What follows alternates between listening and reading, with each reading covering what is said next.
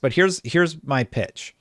I think that the next Xbox will be the most powerful console, of course, that we've discussed, and it will include your Steam library, which would mean access to the PlayStation library. What if they announce an Xbox handheld that is open or more open rather than restrictive? So what if that Xbox handheld has the PlayStation games, has Steam and everything, and they just tear down the walls and they're just like, oh, you want to play PlayStation games? Well, if they run on Steam Deck, they're going to run here. You can play God of War on your Steam Deck. It puts PlayStation in a bit of a spot because now they're optimizing for the Steam Deck. And you know what? You're also going to be able to play those PlayStation games on the new Xbox handheld, the rumored Xbox handheld that we all basically believe. If Xbox follows the Steam/ROG Ally model, but puts a little something extra, it will be a win for Microsoft. If they were to make it more open, it could be even more desirable because it's going to be the most powerful thing. It's going to be more powerful than the ROG. It's going to be more powerful than the Steam Deck because those are somewhat dated now. So I think Forza, Hellblade, Killer Instinct, and I think they're going to do another 4. So what would that 4th one be? Flight Simulator, Phil. Thank you. Yeah, so I think those are the 4. I'm pretty indifferent at this point. Microsoft's been very clear. They're going to do it. So it's like, all right, just do it. Rip the Band-Aid off. Like just say, hey, like every winter, we're going to bring 4 more games to PlayStation. I'm just tired of the drama around it at this point. They've said they're going to do it. All right, just do it and get it over with. Like, you've made your decision. You're going to be releasing more Xbox games on PlayStation. Yeah. And I think a lot of people would be really interested to see what would the audience split be like on Gran Turismo 7 versus Forza Horizon 5. And that's the whole thing. Everybody's sort of wondering what's next. Here's the thing. I'm worried. The whole conversation I was having this week, I'm worried that Microsoft will make Xbox get out of the console market. I do not want them to get out of the console market, though, because it will keep the console market competitive. I think that the next gen, if it's the handheld most powerful console ever and it's more open, here's another crazy tinfoil hat theory.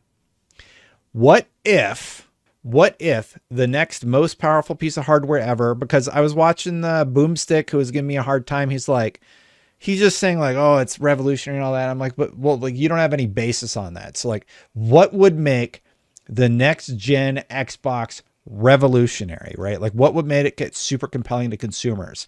I got a hot take. What if it is an Xbox console that you can launch any of the Steam games you own off of? And the handheld is the same thing. I want that right now. I want that console right freaking now. As somebody that has anything everywhere, if it's a console PC hybrid that's open, F yeah. You're telling me I can boot up God of War on my new Xbox, the most powerful console ever, and I can boot up Halo Infinite or whatever? Yeah, call it what you will. I think that would be freaking awesome. An Xbox certified PC, whatever you want to call it.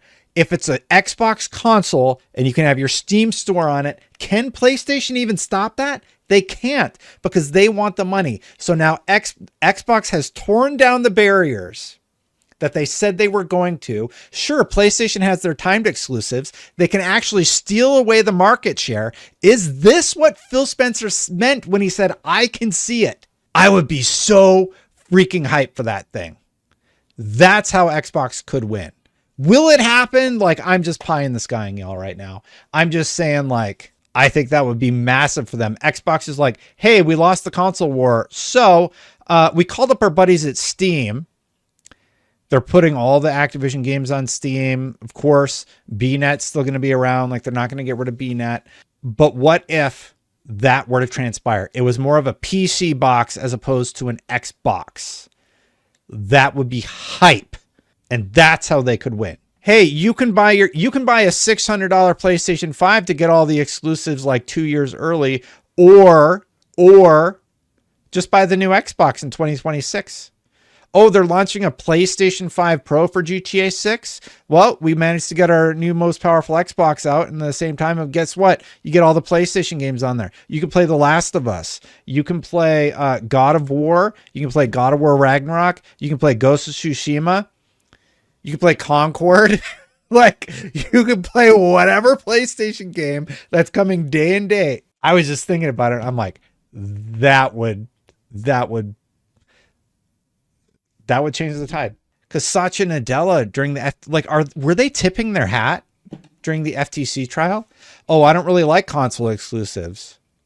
So that's my guess. They come out, it is a beefy machine. Let's say it's $700, $699. They would market it at $699, but it's like very powerful. Like, they wouldn't do a 4090, but like, what's like one step down from a 4090 equivalent? Something like that, right? Just something very, very strong. And more importantly, they're like, yeah, you can have the Epic Game Store on this thing. You can have Steam on this thing. There's no restriction to your libraries. You're able to play whatever you want on your Xbox. Sure, you boot up your copy of Helldivers 2 on your Xbox next, and you got to sign into PlayStation. We don't care. They get 100% of the revenue from all the Xbox games, whatever deal they come up with for the PlayStation games that we played on Xbox. That's how they could tear down the barrier. And then if I'm a customer and I'm like, so you're telling me that box can play PlayStation games and Xbox games, and that box can only play PlayStation games. Guys, I think that's what they're doing. Or I could just get the handheld. Like, oh, I can't afford the $699 box. Oh, I'll get the $399 handheld that does all the same stuff. I'm on the go anyway. That would be a revolutionary piece of hardware. If, let's say you're a PC gamer, but sometimes you just want to come home and play on the couch. I mean, you boot up the Steam version of it. I have a PC right now. So my gaming experience is like, okay, I got these games on Xbox Game Pass. I got to boot up the Xbox app to do that one. I got the Steam game that I want to play. You could pin those to the front. So like wherever you've bought the game, you own it and you can just play it. But Xbox would push their store. Obviously, like that would be front and center. I think it could be very interesting. I think that's what they do. Now, how do you think the Xbox audience would react to that? If there's Xbox fans who play on console, how would you feel about the idea that the next Xbox allows you to play all your Steam games, meaning you get access to the PlayStation library? I think they would retake the lead. I mean, I don't mean to get crazy. I think they would retake the lead in the market business, or they would make it a lot closer than it currently is.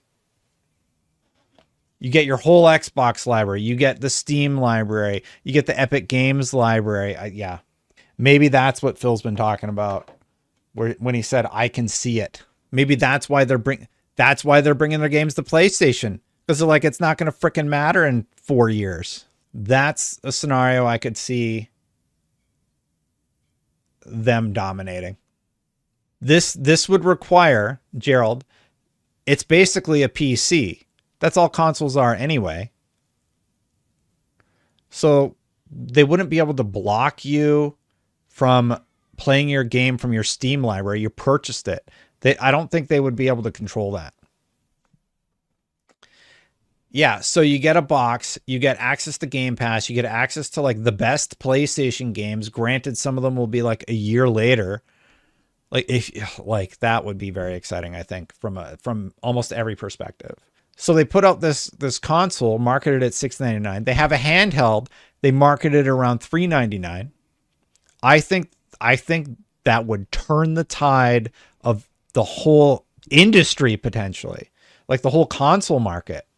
It would be so vastly different. Daniel Ahmad has been talking about how PlayStation's going to be putting games on more platforms. Xbox is going to keep moving games to PlayStation. And that strategy would make more sense. It would make more sense because they're like, look, all this exclusivity nonsense, it's not going to matter in 4 years. Why? Because we're going to tear the barrier down. We're going to let people play whatever they want on their Xbox. You can play all your Steam games. You can play all of your Xbox games. Because if you can get all of these games that are Steam Deck certified, you're telling me I couldn't run a Steam Deck certified game on my Series X right now. So if they're developing even more powerful hardware, like, you're future-proof for like so long. Yeah, that would, I think that would be super compelling in terms of a strategy. And I think that's what Phil was saying he sees. Steam Deck just released a version of Windows like this week. Let me bring it up. Yeah, so if you haven't been following, Steam Deck has like their own version of Windows. So they've begun, here it is. Check this out. Steam Deck on deck. Hello, WinDeck fans. We've just shipped APU, audio, Wi-Fi, and Bluetooth drivers for Windows on Steam Deck OLED. You can find the updated drivers and notes here. If you're planning to install Windows, please make sure you have the latest BIOS from SteamOS 3.6.9 or later before getting started. That just happened recently.